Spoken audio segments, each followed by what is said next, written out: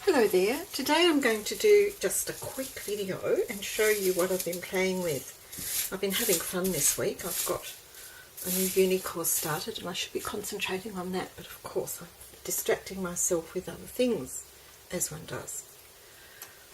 I saw a video some time back and I did have a quick look and couldn't find it, but about using baby oil and inks to create backgrounds for cards.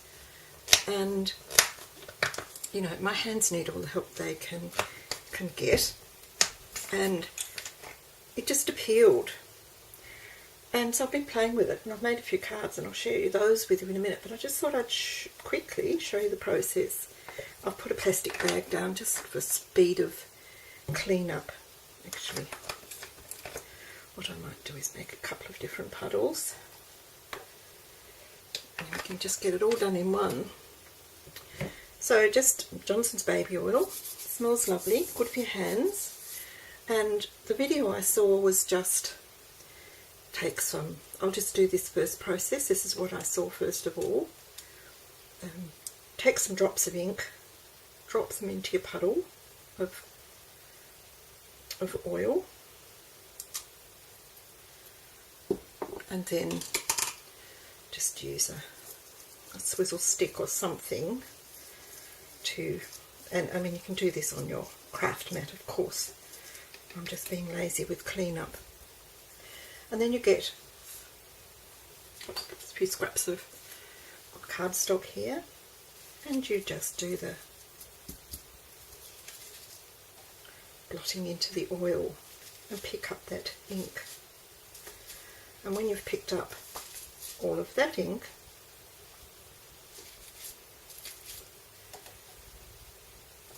you can go in with another colour. And I really don't have that many re-inkers. This is Hickory Smoke, maybe a little dark. I need some paler colours.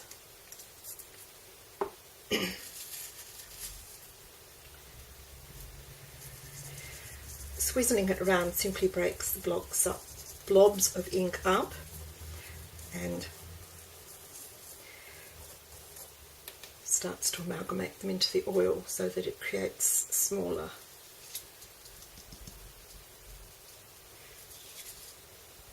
bits on your page. If you swipe it like that, you get stripy lines.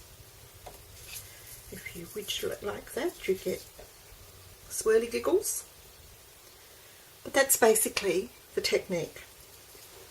One thing I didn't get out was the paper towel. So when you've got the effect you want and you don't want to put any more ink on it and you've got as much colour as you want on your page, you just simply place it on a piece of paper towel and blot it.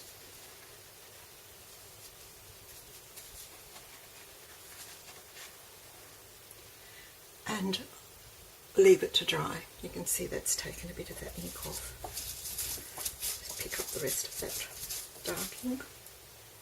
I'll just leave that. I found that it took, I just left them overnight at least. They're very oily.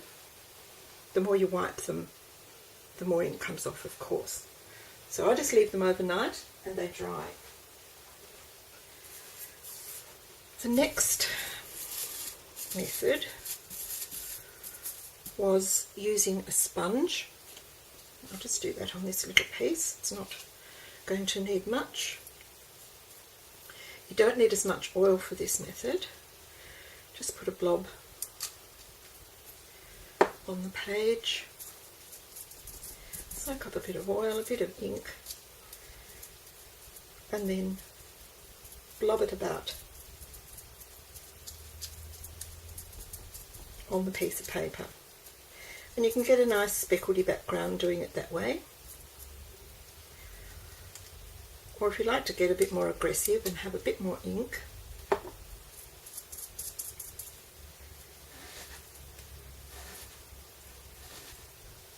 you can make little swirly patterns This is worn lipstick, so it's not a tremendously vibrant colour. Might try a little bit of the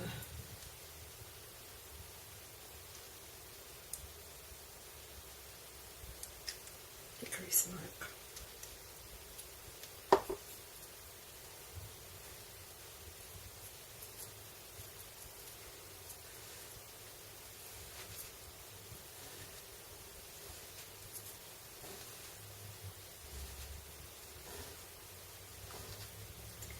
Just keep swirling it onto the page and building up those layers of colour. The thing I liked about the oil was that it does make your page quite translucent.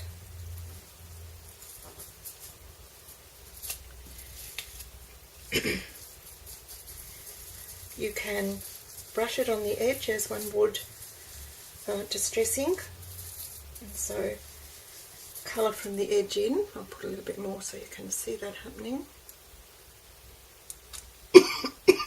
Pardon me.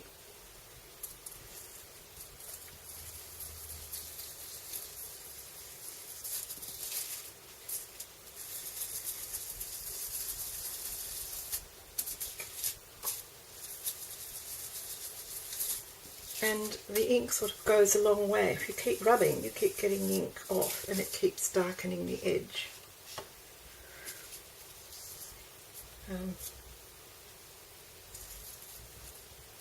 There's still some dark.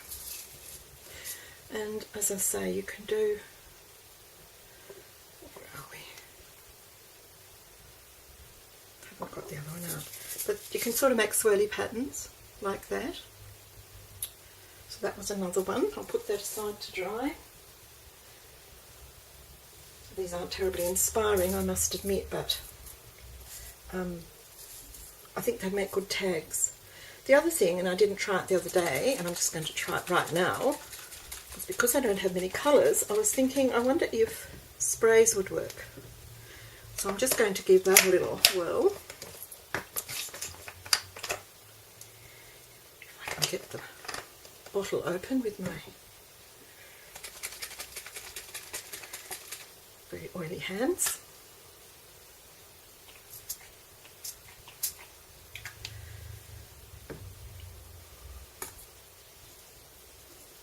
I should imagine this will be okay to use. Yep.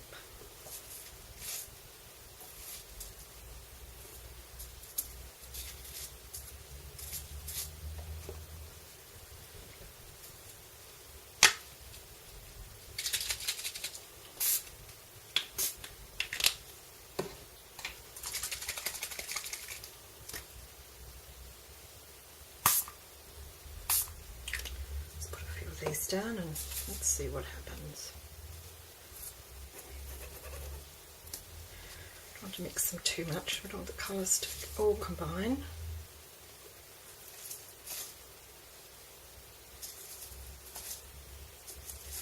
Not sure whether that was old gold or coffee that I used there. It's quite dark, isn't it? Oh, that's good. The sprays work just as well. And they've got a little bit of glimmer in them, so that should be a nice effect.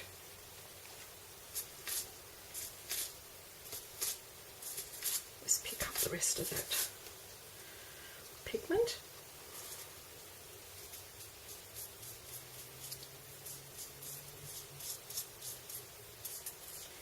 You can see it's stuck into the paper, it's not moving.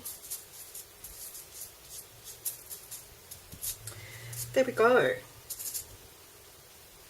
Lots of fun, lots of interesting colours and patterns. That's a bit heavy around there, but some of these are quite nice. And that's probably because there's more water in those sprays. Put that on a piece of paper towel. Clean my hands and clean up the mess, and I'll just show you quickly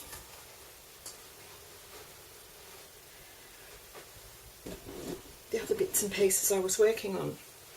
My biggest concern with this was if you make backgrounds with baby oil, you know, what's that going to do to the adhesives? Are they going to work? And I had my doubts, and I've left it for 3 days now since I made the first lot of cards. Excuse me, I'm leaping about here trying to get things tidied up. I left it to make sure, and I've had them sitting in the window in the sun, so that if they're going to not be adhesive, they should have done it by now, I'd say. And surprisingly, all the adhesives that I tried have worked really well. Don't think there's any oil there, but I might just pop that down just to got my hands more than anything. Now, here we go. Here's the ones I made the other day. I'll show you those.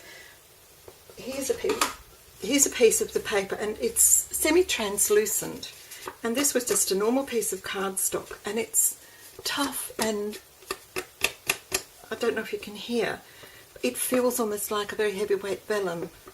It's sort of changed the texture. It doesn't feel at all oily now.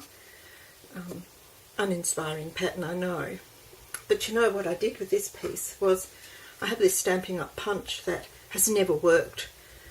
It's always curled up the paper and never punched cleanly, and I've tried wax paper, I've tried alfoil, I've tried all sorts of things to make it work, and surprisingly I've never put it in the bin, because normally I don't tolerate things that don't work, they go.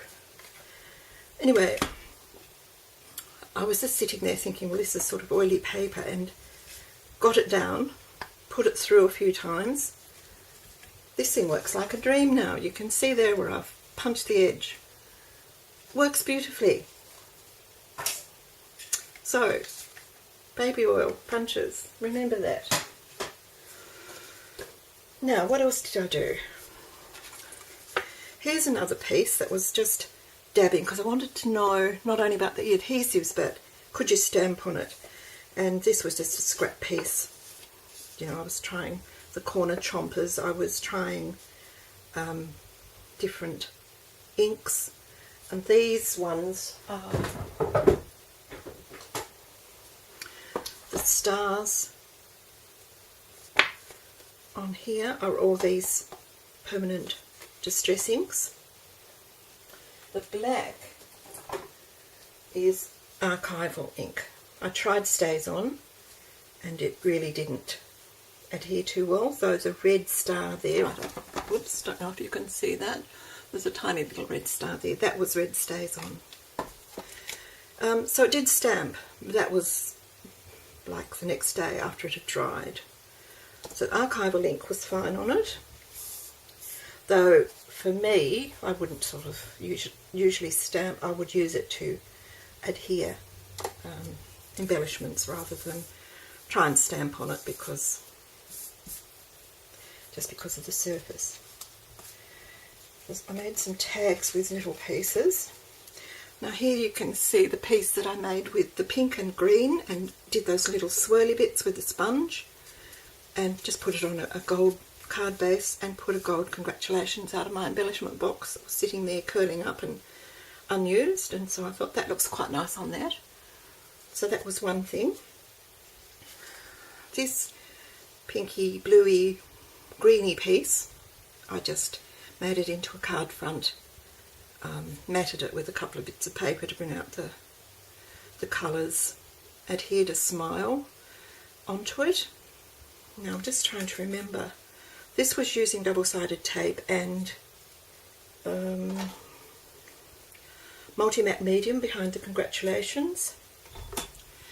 This one was using my favourite glue, the Helmar Craft Glue, on all the matting layers, with a Zig 2-way glue pen, which I really didn't think would hold the word embellishment, but it did. works fine. This one was using Scotch Quick Dry on the matting. Again, it's another piece of that swirly, but more muted and with a lot more pink and gold in it. It's a little bit lost in definition, but I used it just to see how it goes. And this Hello is held on with the double-sided Scotch tape. So, and it's there and it's not coming off. This little one I quite like. It's just a little pink and green one. Again, this Enjoy was, I made stripes. I dragged the sponge down a piece of paper, and it's very faint and you wouldn't be able to see it, but it made quite a nice stripe design. So I just cut the Enjoy out of that little piece. And this one I thought, well, how cute would it be to have something that smells like a baby, to make it into a baby card. So this was simply some distress ink, some greens and some blues, I think, not sure which colours, but just the normal distress ink pads, and all I did was pat the sponge onto the, it had a little bit of oil on it, didn't have much, and dabbed it onto the paper. And it didn't take much ink and it didn't take much oil, and it is quite, it's very translucent, it's quite oily. That is on a piece of fun foam with the foam glue. These are held on with Multimedia Matte. So that's the cards I made, and then I made some tags with some little pieces. I thought tags are always good. The trouble was, you can see there, the oil stained on the background, and that was, I mean, it's not the end of the world, and if this was just tied on a little gift bag, no one would probably even see it, but there's room to write there, or I could adhere another piece over the back before I use it. The same thing happened with this little piece. I did a bit of stamping with my homemade stamps, but again you can see the oil slick on the back of that one, and that one would be a little harder to cover because of the little gold topper on it. And I was thinking today, I really like using that weight for the tags, and they're interesting, probably better suited for tags than cards. How can I fix it? And so I made this little one from just a scrap that was left, and what I did was get